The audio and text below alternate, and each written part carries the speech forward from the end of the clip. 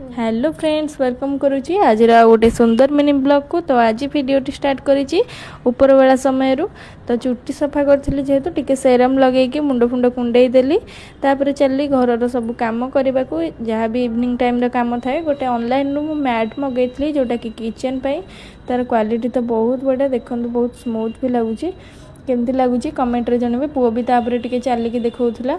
Then संध्या बेले हमको भोक लगिलारू माँ पुओ टिके मैगी बनैथिलु बास अट्टा मैगी रे टिके बटर पकेकी बनै देइथिली। मैगी रे एमती टिके पियाज आउ केचप लगेकी खाइले मते भल लागे। ए छुआ बहाना तो आम माँ मैंने जहाँ टिके भल मंद खाई पारछु से भितर मो पुओ स्पून धरिकी रेडी हो जाइथिला।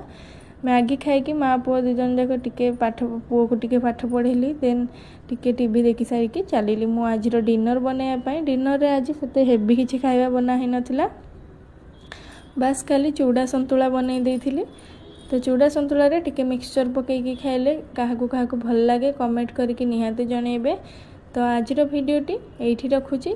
भिडियोटी भल लागिले मो चैनल को सब्सक्राइब करिवे कमेंट रे जणैबे लाइक शेयर करने को जमा भूलिबेनी। रहुची सांग माने देखा बा गोटे नुआ वीडियो रे। जय जगन्नाथ।